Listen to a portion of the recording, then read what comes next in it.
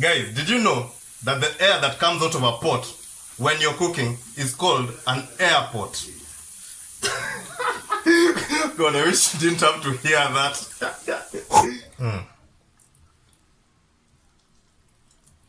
Tender, authentic Kenyan beef boiro. As authentic and as Kenyan as it gets.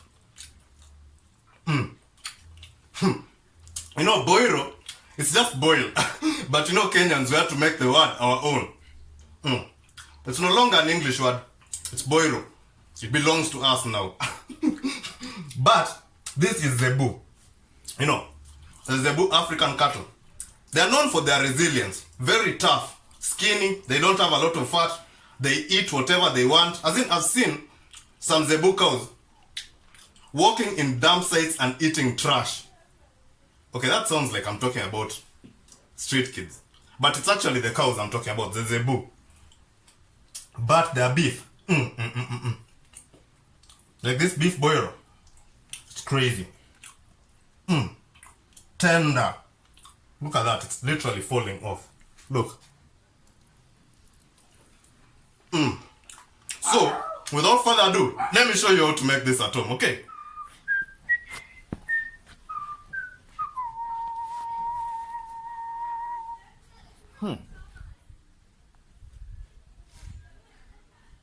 Hello everyone, welcome to my Kopigos therapy. So in order to make authentic Kenyan beef boiro, you're going to need the following ingredients. This is some green bell peppers, yellow bell peppers, I just chopped them. This is salt. This is some chopped garlic right here. These are some scallions for garnish. This is some about 5 large red onions chopped. And this is the Zebu beef. See that? It's got bones for extra flavor. And down here we have some chicken stock. Or you can use beef stock if you want. This is homemade. Now the potatoes will come later. This is for the side dish. So the first thing we're going to do is chop this beef into pieces that are not so big. Like this size, you know. That's the size we want. Because we don't want them to dry out. So you just chop them like that. It's a Zebu. But this one is not so tough. You know. Like that. Or it's this knife that's really sharp.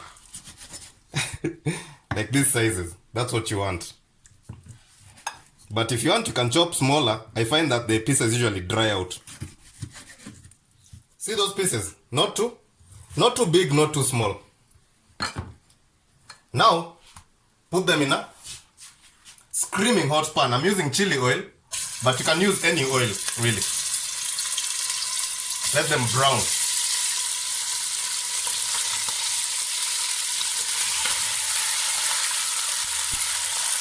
I forgot to salt a little to create a non-stick effect, but just salt it. Okay. Now, after the meat has browned like this, next thing, toss in your garlic. This recipe, the garlic starts first, and the chicken stock, like that. Then, about a liter of water in there. Now, despite the fact that this beef it's not as tough as Zebu normally is, I'm still going to boil it for an hour. Until it falls off the bone, you know. Yeah. After about an hour in the pressure cooker, I opened it up. Now we're putting in the red onions. Okay. Like that. There's a tribe in Kenya which likes putting the potatoes in there. I won't mention who. They usually like, Nyabura, akisurusha tuwaru kidogo hapo ndani. Akikei Nyabura, upendi tuwaru.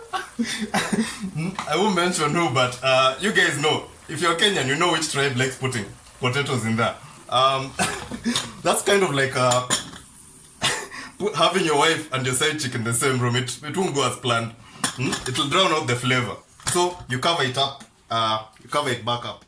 Okay, about 30 minutes later, again, you'll find that all the onions have dissolved, and even the bones. You see, the meat is coming off the bones.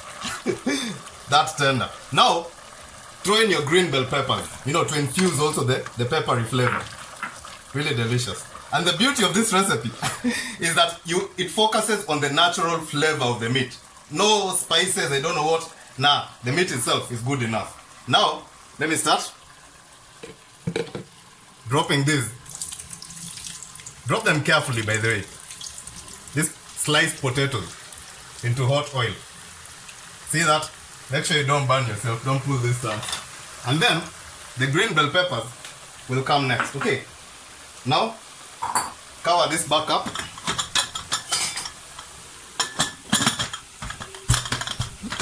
Yeah, like that. And then you wait for 30 more minutes. Okay.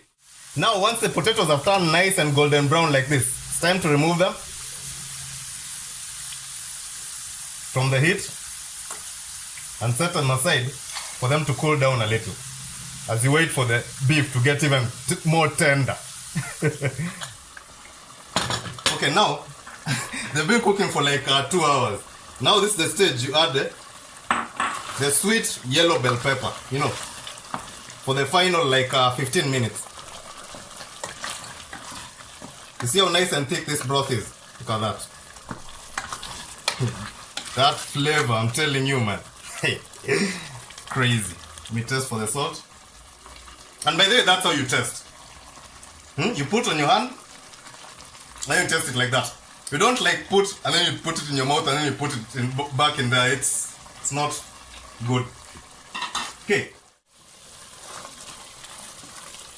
Okay, now I don't want the yellow bell peppers to completely break down. Just like that is fine.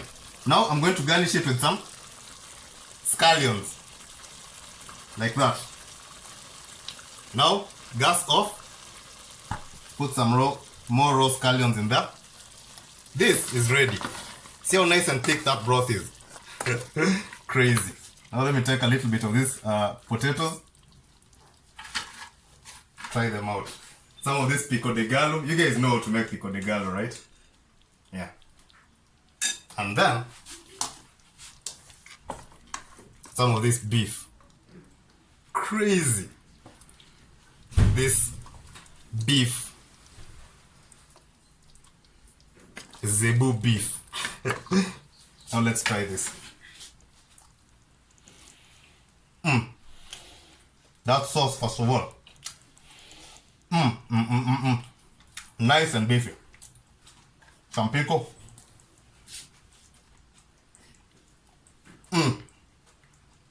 Now for the beef itself. It's really hot, but let me try it.